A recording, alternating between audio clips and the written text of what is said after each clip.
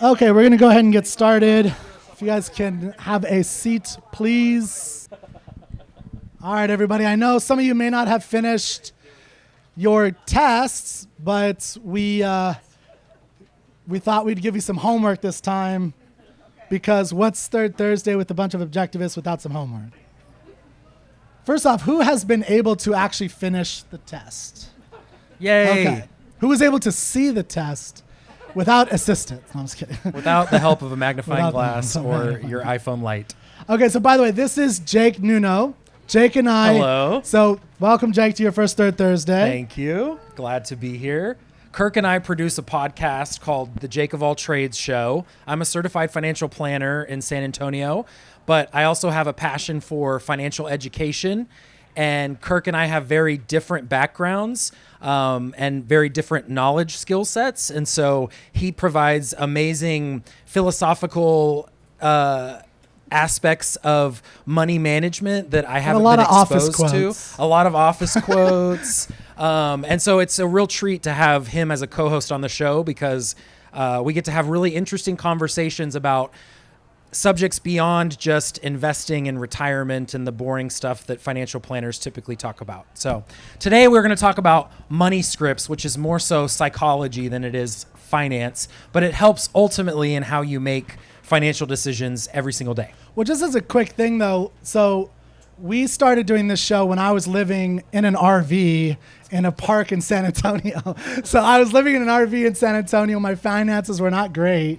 And that's nothing connecting to that, I don't think. But so, and you came over, we did this show together, and I'll talk a little bit about my money script, and we're interested in anybody who's willing to share your money scripts, or if you just want to ask a question for a friend, we'll do that too. I know a lot of people may be a little shy about that. That's fine. But I've learned a lot about finances. I've basically I paid off all my debts. I bought a house. I have everything in order. I actually have a retirement plan. Stuff, when I was younger, all I did was figure out, I'm just going to somehow be a best-selling author and make millions of dollars. I don't know how it's going to happen. It still might happen. It still might happen, but it wasn't necessarily the greatest financial plan of all time. But I've become a lot better through, interacting with Jake over the years.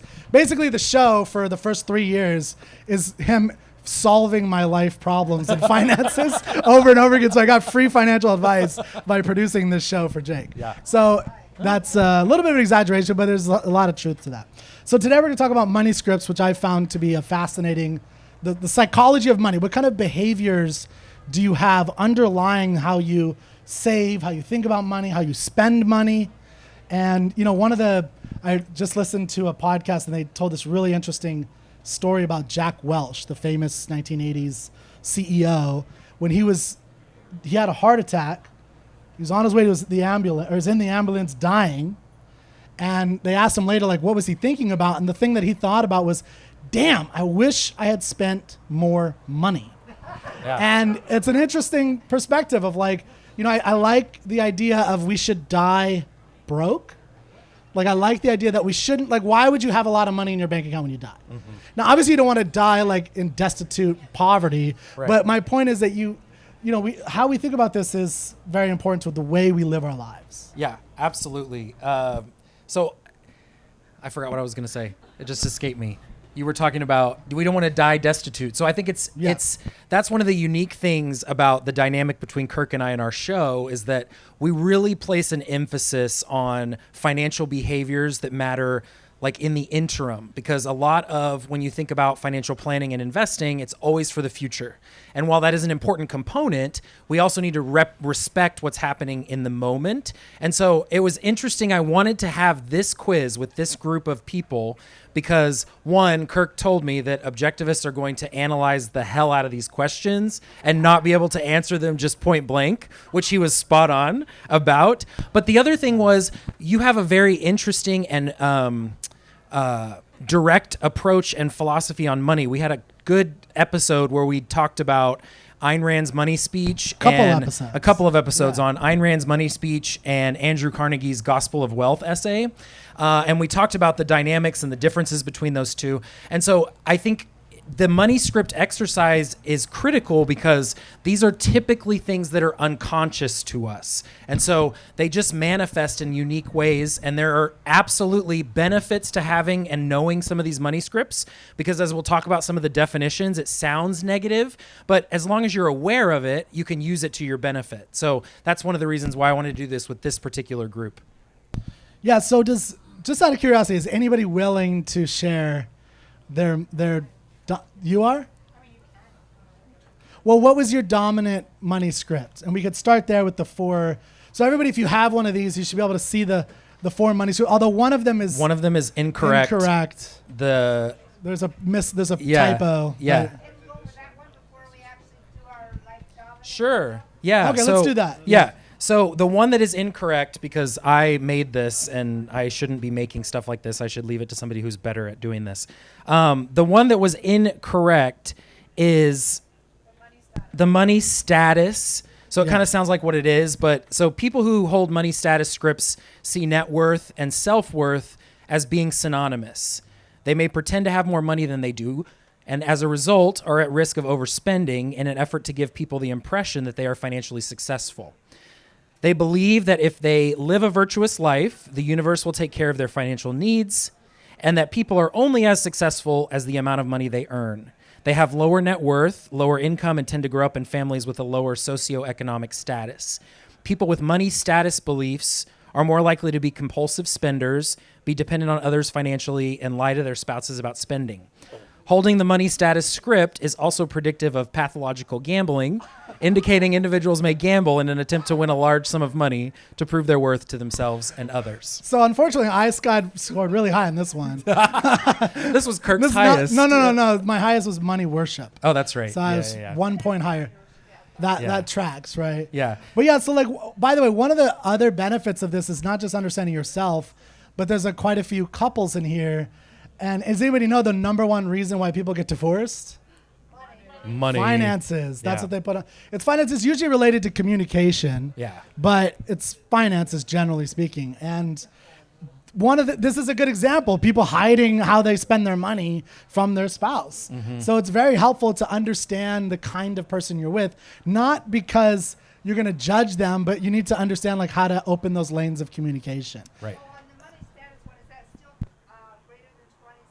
Yes, that is the correct scale. Mm-hmm. Threshold. Yeah, the scale's right.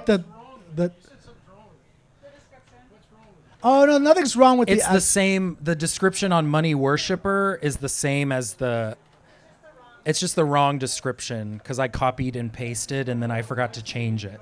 Yeah, that's on me. Okay, so Hillary, what was your dominant one? Money worship. So let's talk about money worship. Yeah. So would anybody else be willing to share that they got money worship as number 1? Nice. Okay, so we have bunch of... Yeah, which one's the dominant is the one that scored the highest. Yeah. So... It's the strongest attribute that you demonstrate. Yeah. So yeah, I got a 40 on that one. Yeah. So pretty high. I think a lot of us probably scored pretty high. Especially in this group, that makes sense because that's a lot of the questions of people with money are good, essentially. Right. They're not evil. They're not, they're not trying to corrupt people and dominate the world. Also, money worship is a lot about the pursuit of money and money creation. And so sometimes we can see it as ideological, but it is in some sense ideological because that is a driving force for you and your behavior. So sometimes money worshipers will be the entrepreneurs. They tend to have riskier investment portfolios. They take more risks because the trade-off is worth it, and the worship aspect is what's most important to them. So what are some ways you can identify, how does this affect you on a day-to-day basis, do you think, to be a money worshiper? Is it just the how you invest specifically, or do you, because I'm high on this, and I think there's some downfalls to this. I think part of it is your behavior over time can tend toward taking too many risks, right, which can end up in an RV in a park in San Antonio. So there's different sides to this, right? Yeah. So that I think money worship is a good thing overall, but I think you have to also balance it and be careful. Yeah, I've seen people who have a high money worship trait. They're usually, not always, more predominantly single because their pursuit of wealth and working tends to overcompensate for any type of a relationship. Can we raise those hands again? Right? Wait. Okay, that was singles. Oh, okay, or find a fellow worshiper. Okay. Yeah, or find a fellow worshiper. I think that makes sense. Yeah, you can pursue it together. What did That's you score actually a on really this good again? thing. That was your number 2? Oh, man, okay. Neutral column or I don't care column. And I don't care. Well, but the point is it's forcing you to make evaluations. Yeah. Which I know is hard sometimes, but we got this. Okay, so that's anything else about money worship? So that's really, I think the two, and it's hard to say downfall because a lot of people live very successful lives single, right? That's a way you can totally live. I think, though, if it's always been a priority to have a family and you have money worship traits, you need to be aware of those so that that's not always being a driving force behind decision making that puts someone else on the back burner, right? Just as an example. I think another thing is just like the risk you're willing to take, not only with investments, but career, right? So one of the things that was spot on for Kirk is that he is like not afraid to like throw caution to the wind and try a new gig and hope it works out and he makes money to live.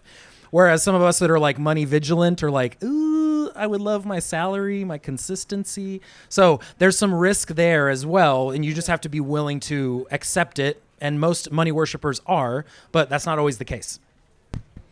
Okay, so that's money worshipers. Yeah. Now, what are the traits, the emotional traits? Do you have those? Yeah. So I found it interesting. There are corresponding emotional traits that with a worshiper. That goes with these worshipers. So or all of these. money worshipers tend to be a little more anxious, manic, obsessive, flashy, fun, compulsive. Well, not all of these are accurate. Like I don't think I'm very flashy. No, these are again. Am These I are very. flashy? These I are don't think very I'm flashy. general I don't even have a characteristics. watch.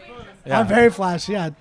And Kirk's That's not all. very fun either. Yeah, We definitely not identify fun. that. I guess. Yeah, because maybe the flashy ones are the fun ones. I don't know. So money worshipers tend to exhibit being anxious or manic, obsessive, flashy, fun, compulsive, and then oftentimes single.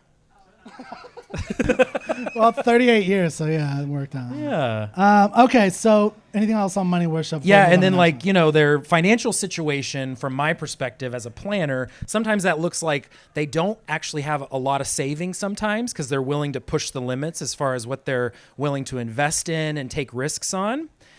They spend a lot on life experiences, travel, all of those things. Sometimes they have credit card debt. Sometimes they manage it well.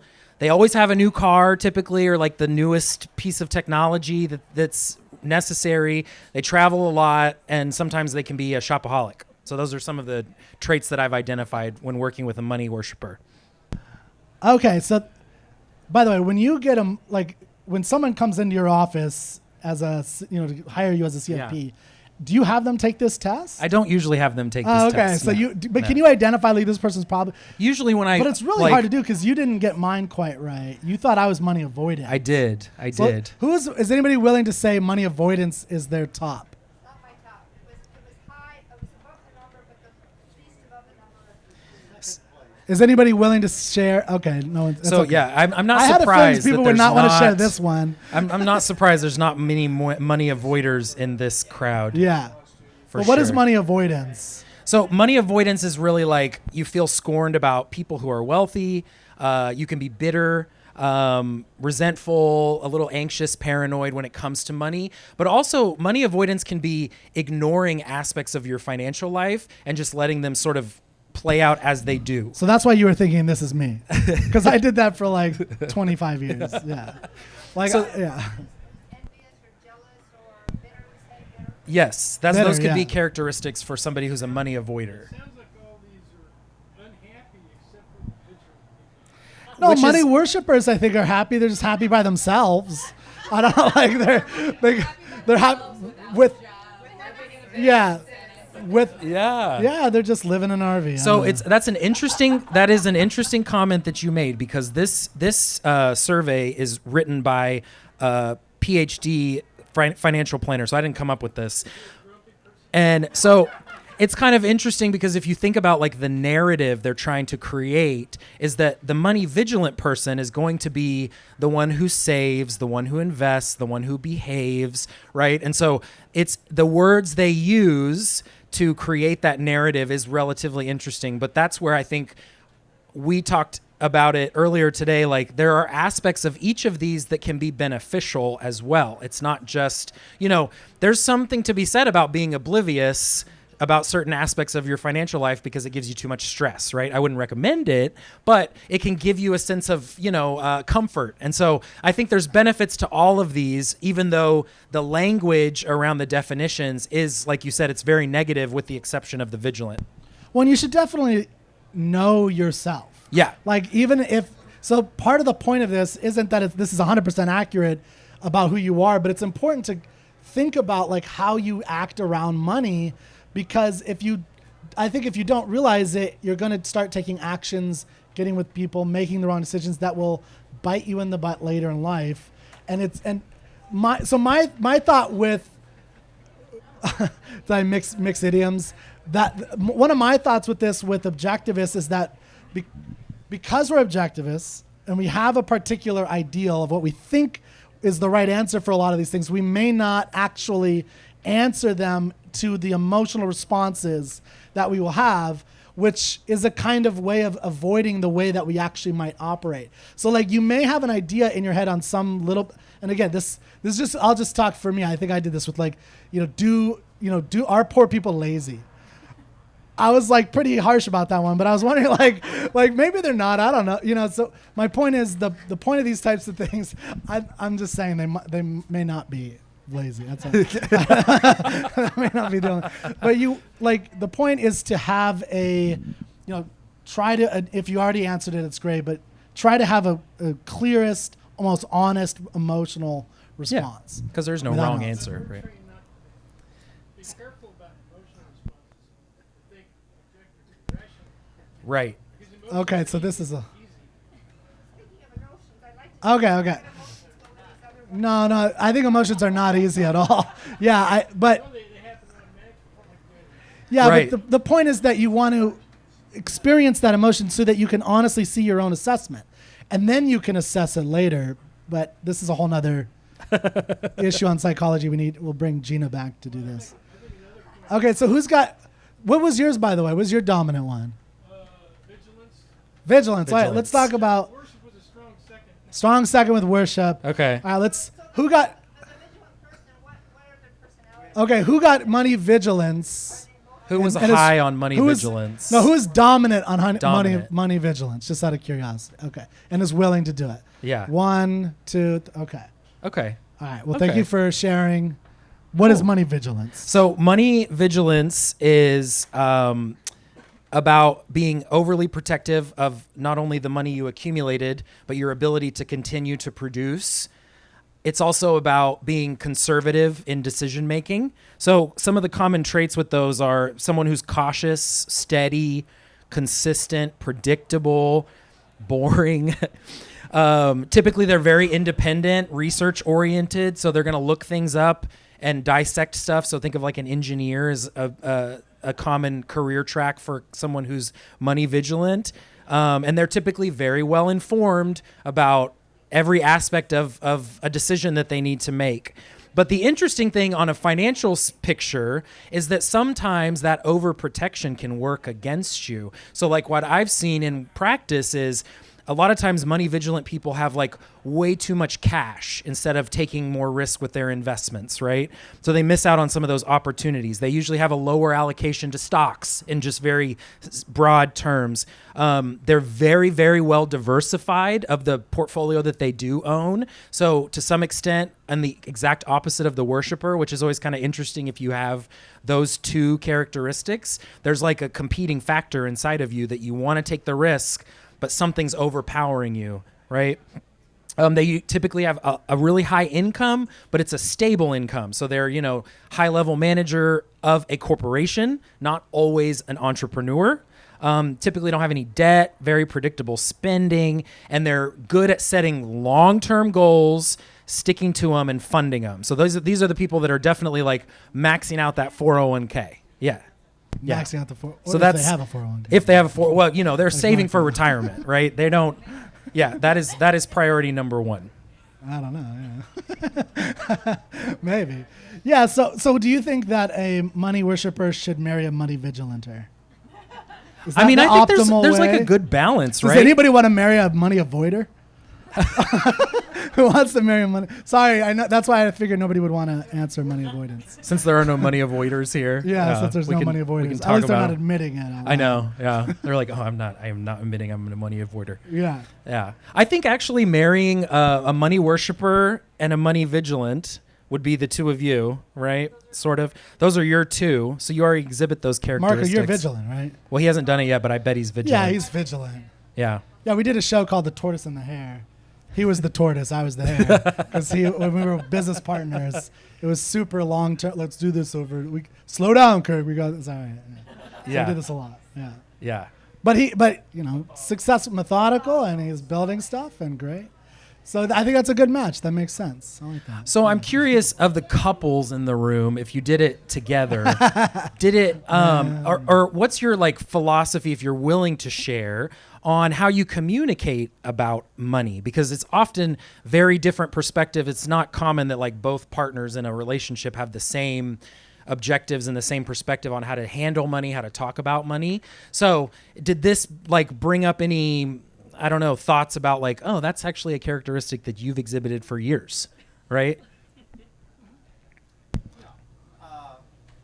I would say with us, there really wasn't a surprise.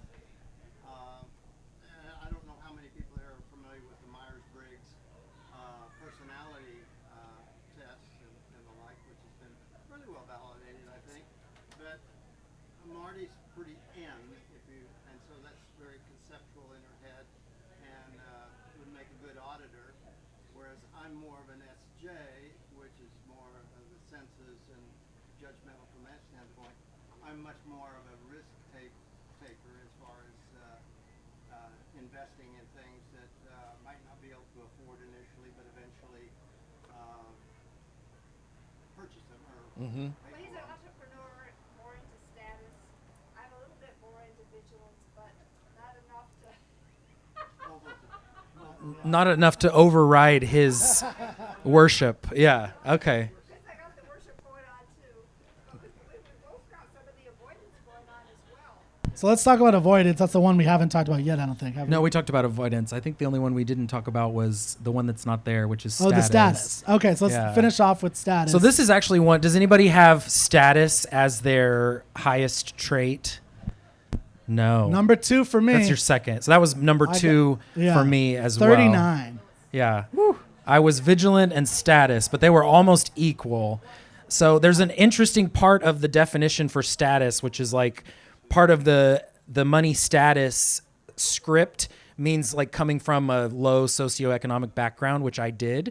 And we listened to this podcast about money scripts where the guy talked about the idea of being snubbed, and the word snubbed stuck out to me because it's less so about like deprived, because we're not really deprived if you were poor growing up, right? You still had what you needed, but there's an aspect to the word snubbed, which is like the cool people in school didn't invite you to their party because you had the crappy house, or You're like on the bus and you see the kid with yeah, the BMW, with the BMW in high going school. across. And, yeah. And so as I've grown into adulthood and made my own way, I have identified at certain times in my life making financial decisions and saying, is this a rational decision, or is this because now I use that terminology snubbed because I was snubbed so much as a kid, and now I feel like, well, no, I want that because I get to have it because I can, right?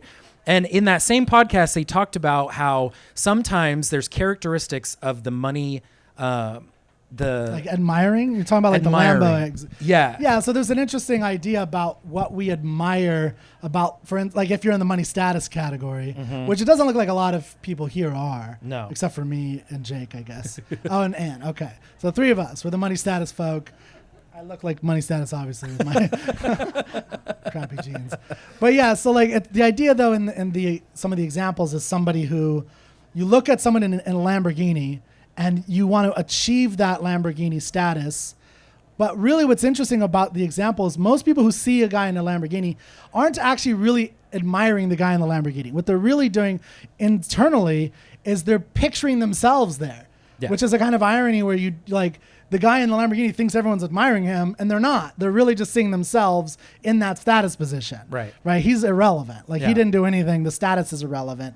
It's just that he's like a placeholder for other people essentially. And achieving something. And I think that's a really interesting way to think about money status. And I know money status is probably not a popular thing among objectivists because of the books we've read, but because it sounds a little bit second-hander, I think is why. But I would be willing to bet some of us may, maybe I have it a little bit more than I have it 39 points. So like it's there a little bit, and it may be in there a little bit in terms of, wanting to seek that status. And I think, like you're saying, the snubbing part is part of it, where you're kind of always looking up at something, and that's what you're trying to reach for. But you did give a good example today about a money status of someone that you interacted with a long time ago that was a successful person at a dinner, right? Oh yeah. So I had this. So this was actually. But this is a little bit more positive. I don't know if this was a snub. Well, maybe it's not. No, maybe that's what I'm saying. Maybe I'm this is flipping my the money status view. Yeah, that's what I'm saying. When I I'm was like flipping 15, the script 16 on years old, status. my mom was working at a company. The CEO took us all out to this really fancy dinner. There was a whole bunch of us. And I remember I was like 16 years old, and everyone's ordering drinks and dinner, and the waiter comes along, and he, the CEO, just goes like this. And when I was 16, so like another round, when I was 16, I was like, oh, I want to do that one day. Like I thought that was really cool. And I think that's part of the status thing though, of like wanting to achieve that level of like, like being a pillar in that sense. I think it's a little more positive. I think the Lambo's a little superficial. Right. No offense if anybody has a Lambo. Sorry. Good for you. That's if you have a Lambo, congratulations. That is an Congratulations. achievement. Yes, it is. But it is. But that's just I just want to buy another. everyone a round of drinks. Yeah, that's just another. So we'll look for the finger. But that's just another example. Yeah, I'm not of there how yet. So don't wait. No, not finger. give me the tips. Give me the tips. Fill up but the one bucket day first. I will go like this, and you'll be like, "Oh, Kirk made it." Questions? Yeah. So anybody have any that's, questions? we just wanted to share this with you guys. Who had some questions? If anyone. Or comment. I find myself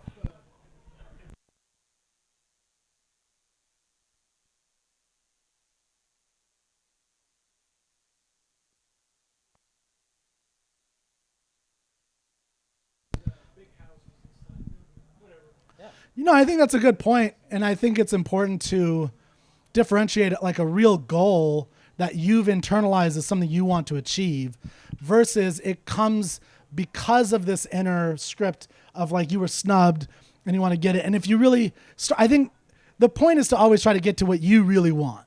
And it's not you're doing it for other people or to rectify your parents didn't buy you the pony you wanted or whatever.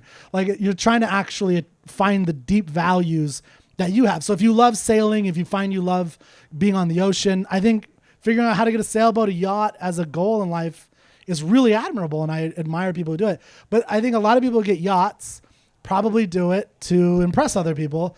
They just sit there over and over again. Like there's a story from the 1800s of one of the Vanderbilt's sons who spent millions of dollars on like 16,000 square feet. I don't remember what it was. It was a crazy size house.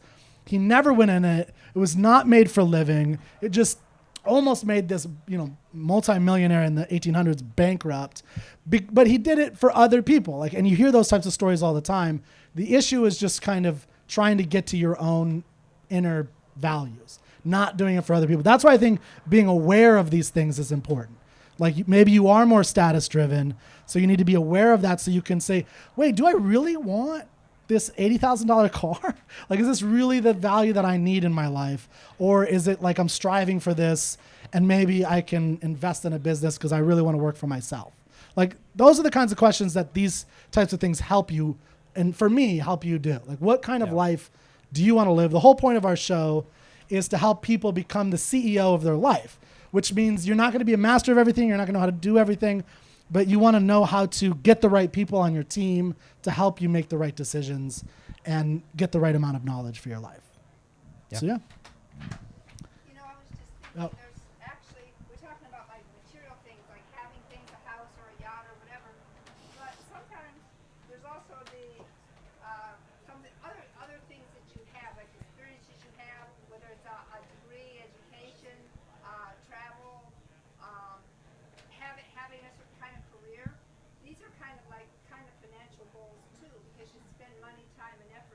to achieve them, and it makes similar kinds of impression, or maybe better impressions, on people as material things themselves.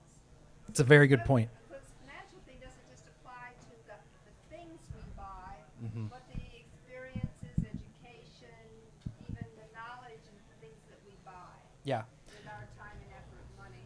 But I think that can even be money status. Like, I always wonder if people who go to Harvard for certain degrees that aren't maybe necessary, that could be Did they part do of it it. for Did they do it for status? themselves or for Yeah. status? Now, if you got into Harvard, I'm not trying to. I didn't get into Harvard, so I'm not, I'm you not trying to try? denigrate. I did not try, but I would not have. They would not have taken me. Promise you that.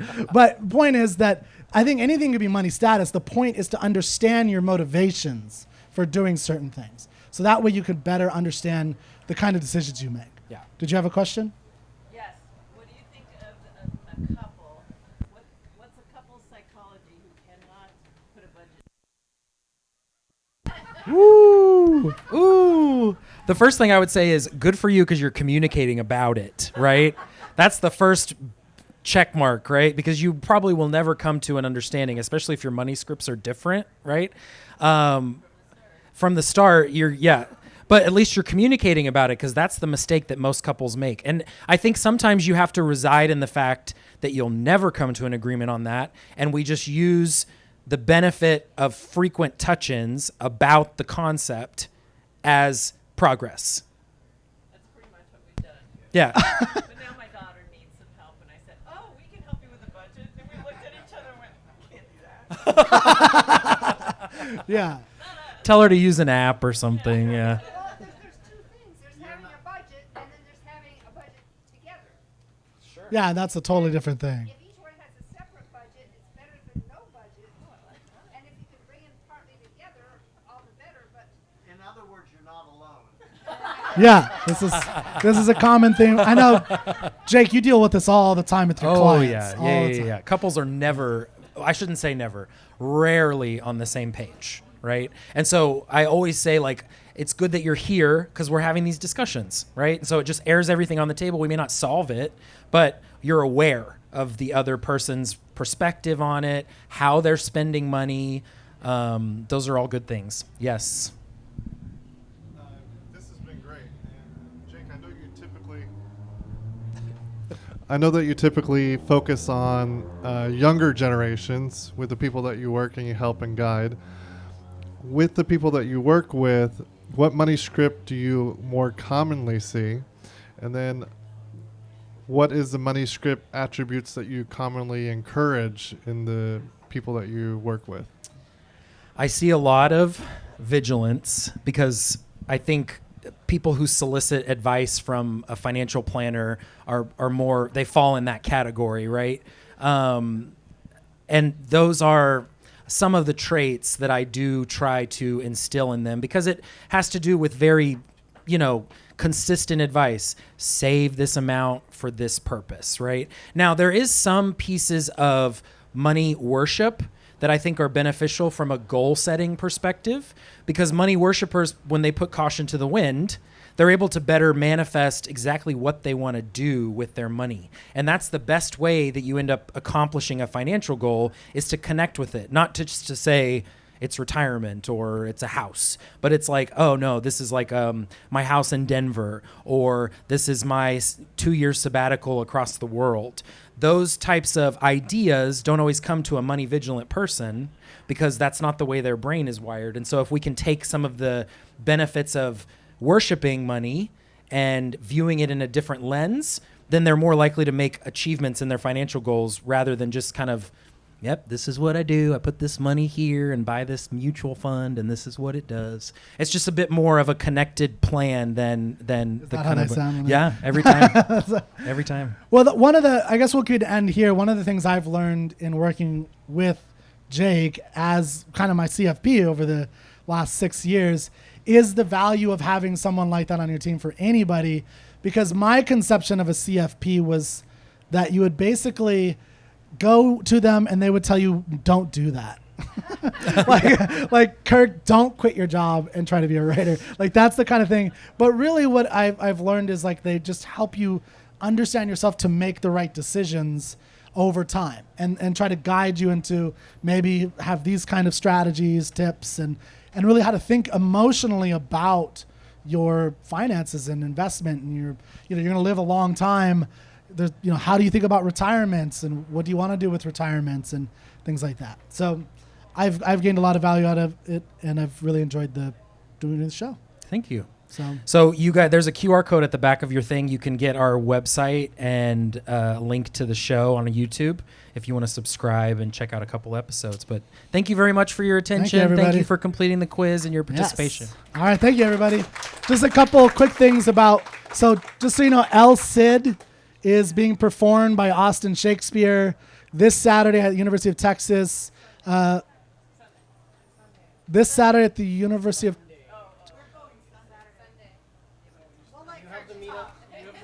I love you all. So this Saturday is Greg Salmieri at the University of Texas is putting on decentralizing medicine. So desocializing American medicine. Thank you. That's this Saturday at the University of Texas. I do have a meetup. Yes, I do have an event on Sunday for El Cid. I'm out of tickets, so you're on your own. But basically, El Cid is going on till next week, I think. And I think those are the only big events going on. And that's it. So thank you guys. Enjoy. Have a sausage. See you next time.